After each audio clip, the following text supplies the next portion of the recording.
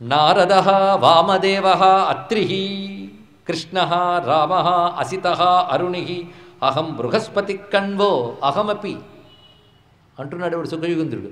నేను వెళ్ళిన వాళ్ళతో అంటే కృష్ణుడితో వెళ్ళిన వాళ్ళలో ఈయన కూడా ఉన్నాడు. నారదుడు, వామదేవుడు, అత్రి, వ్యాసుడు, పరశురాముడు, అసితుడు, అరుణుడు, నేను, బృహస్పతి, కణ్వుడు, మైత్రేయుడు, చమనుడు మొదలైన మహర్షులు ఇంకా చాలామంది ఉన్నారండి ఇక్కడ.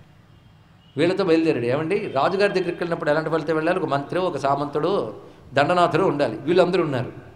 ఎందుకంటే బహుళాసుడు అందరు రాజులు లాంటి వాడు కాడు. ఈయన వెళ్ళింది రాజకార్యంతో కాదు, బ్రహ్మజ్ఞాని అయినటువంటి ఆయన్ని చూడ్డానికి వెళ్ళాడు. ఆ వెళుతున్న త్రోవలో అనేక నగరాలు దాటి వెళ్తాడు కదా. ఆ నగర ప్రజలందరూ కూడా స్వామి ప్రయాణిస్తున్న మార్గాల్లో ఎలా తెలుసుకున్నారో కానీ రకరకాల పూజా సామగ్రి తీసుకుని దారులకు ఇరుప్రక్కల నిలబడి కృష్ణునికి స్వాగతం పలుకుతూ ఉన్నారు. ఎక్కడ ఆయన ఒంటరిగా వెళ్ళనివ్వరండి. అటు ఇటు అంతమంది ఉన్నారు. తత్ర తత్ర తమాయాంతం పౌరా జానపదా నృప ఉపతస్థు సార్ఘ్యహస్తా గ్రహై సూర్యమివోదితం. చాలా గొప్ప మాట చెప్పారు. సూర్యుడు ఉదయిస్తూ ఉన్నప్పుడు గ్రహములు దేవతలందరూ ఎలా నమస్కరిస్తారో భగవానుడు వస్తూ ఉండగా వాళ్ళందరూ అలా నమస్కరిస్తూ ఉన్నారు. ఇక్కడ ఆయన ఎన్నెన్ని నగరములు దాటి వెళ్ళాడంటే ఆనర్తధన్వ కురుజాంగల కంక మత్స్య పాంచాల కుంతి మధుకేకయ కోసలార్థ అన్యే చ తన్ముఖ సరోజ ముదారహాస స్నిగ్ధేక్షణన్ నృప పపుర్దృశిభిర్నృనార్య. ఆయన ముఖంపై ఉన్న చిరునవ్వుని, ప్రేమతో చేసే చూపులని ఆస్వాదించాలి అని అనేక మంది రాజులు అక్కడ గుమిగూడుతూ ఉన్నారు. వాళ్ళు ఎవరంటే ఆనర్త, ధన్వ, కురుజాంగల, కంక, మత్స్య, పాంచాల, కుంతి, మధు, కేకయ, కోసల, అర్ణ మొదలైన దేశముల వారు స్వామి యొక్క మందహాసమునకై ఆదరంతో కూడిన చూపుకై ఆ విధంగా వాళ్ళు ఉంటూ ఉంటే పరమాత్మ వాళ్ళందరినీ కూడా చక్కగా వాళ్ళు ఇచ్చినటువంటి పూజలు గ్రహిస్తూ క్రమంగా ప్రవేశించాడు మిథిలా నగరంలోకి. బహుళాశ్వుడు అన్ని మర్యాదలతో ఆహ్వానం పలికాడు. శృతదేవుడు పేదవాడు, వాడు చూస్తూ కృష్ణమ్మ ఇంటికి రావా అని మనసులో అనుకుంటున్నాడు అంతే. భగవానుడు మందహాసం చేశాడు. తిన్నగా బహుళాశ్వుని ఇంటికి వెళ్ళాడు.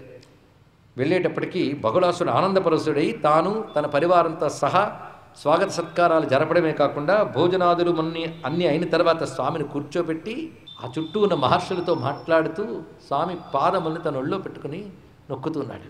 ఇదే సమయంలో శృతదేవుని ఇంట్లో మహర్షులతో కలిసి పరమాత్మ అక్కడ ఆయన పెట్టిన విందును ఆరగిస్తూ ఆయన చేత కాళ్ళు ఒత్తించుకుంటున్నాడు. ఇక్కడ శృతదేవోచితం ప్రాప్తం స్వగృహాన్ జనకో యథా నత్వా మునీన్ సుసంహృష్టో ధున్వన్ వాసో ననత్త. కృష్ణుడు వచ్చాడన్న ఆనందం తట్టుకోలేక ఒక్కసారి లేచి నిలబడి తన పైన ఉత్తరయం తీసి అలా ఎగరేస్తూ నాట్యం చేసేటండి మహానుభావుడు. ఇక్కడ దున్వన్వాసో ననర్థ మానితంబుగా విశ్వనిధానమూర్తి అయిన కృష్ణుండు తన ఇంట ఆరగించే తన మనోరథ సిద్ధియు తనకు నప్పి అనుచు పైపుట్ట మల్లార్చి ఆడుచుండే అంటారు పోతన గారు. ఇక్కడ అంత ఆనందపరుచుడైపోయాడు. పైగా అక్కడ ఆయన వేసిన వెంటనే తుంగ చేపలు, పీటలు, దర్భాసనాలు, పళ్ళు ఇవి ఆయన ఇచ్చినటువంటివి. అక్కడ బంగారు పళ్ళిరాడు. ఎక్కడ బహుళాసుడి దగ్గర. ఇక్కడ ఏ సమయంలో తీసుకుంటున్నాడు అక్కడ అదే సమయంలో తీసుకుంటున్నాడు. అక్కడికి మహర్షులు వెళ్ళారో ఇక్కడికి మహర్షులు వెళ్ళారో మహర్షులకు తెలియదు. ఇది తెలుసుకోవాల్సింది. అక్కడికి మహర్షులతో సహా వెళ్ళట, ఇక్కడికి మహర్షులతో సహా వచ్చట. ఇది ఎలా సాధ్యం అండి? తానే గోప బాలకులుగా లేగలుగా మారిన కృష్ణయ్యలు తలంచుకుంటే ఇది అసాధ్యం అని ఎవడు అన్నాడు. అంటే ఇక్కడికి ఎక్కడికో ఈ రెండిట్లో ఒక దగ్గరికి మాత్రం ఋషుల రూపం ఆయనే ధరించాడని అర్థం. ఇక్కడ అంతకుముందు ఋషుల రూపంలో తాను అంతర్యామిగా ఉన్నాడు. అది తెలుసుకోవాల్సింది ఇక్కడ. ఆ విధంగా ఉన్నటువంటి వాడు మొత్తానికి ఆనందపరసుడైపోయాడు. పైగా భోజన పదార్థాలు మెచ్చుకుంటూ తీసుకున్నాడు. శృతదేవుడు, ఆయన భార్య, పిల్లలు అందరూ ఆనందించారండి కృష్ణ పరమాత్మ ఆ విధంగా విందు తీసుకుంటూ ఉంటే. పరవశించిపోయి స్వామిని చూసి నమస్కరిస్తూ స్తుతిస్తున్నాడు. చాలా గొప్ప విషయం ఉంది ఇక్కడ. స్వామి, ఎవరు నీ గురించి నిరంతరం చర్చ చేస్తూ నిన్ను ఆరాధిస్తూ ఉంటారో వారి అంతఃకరణంలో నువ్వే ప్రకాశిస్తూ ఉంటావు. అంతే కదా. నిరంతరం భగవంతుడిని ఎవరు చర్చ చేస్తూ ఆరాధిస్తారో వాళ్ళ అంతఃకరణలో భగవంతుడు ఉంటాడు.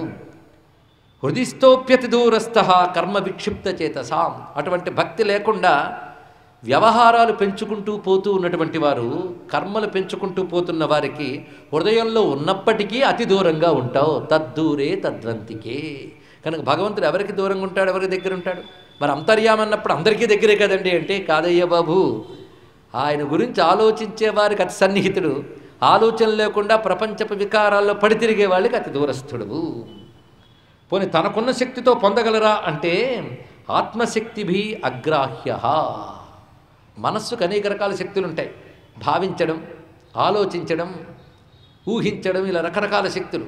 అలాగే కల్పించగలగడం, ఇన్ని ఆత్మ యొక్క శక్తులు. అంటే మనస్సు యొక్క శక్తులు ఇక్కడ. ఆత్మ కానీ పరమాత్మ జీవాత్మ కాదు ఇక్కడ.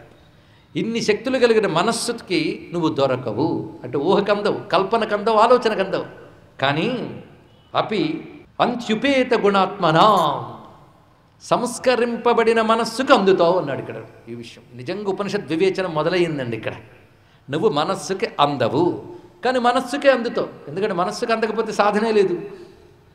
మరి మనస్సుకి ఎందుకు అందుతావు అంటే మళ్ళీ ఉపనిషత్తుల్లోకి వెళ్ళిపోవాలి. ఎన్ మనసానమనుతే అని చెప్పిన ఉపనిషత్తే తపసా బ్రహ్మచర్యేణ అన్నాడు ఇక్కడ. తపస్సు చేత, బ్రహ్మచర్యము చేత, సాధన చేత శుద్ధమైన మనస్సుకి ఆయన దొరుకుతాడు అన్నాడు ఇక్కడ.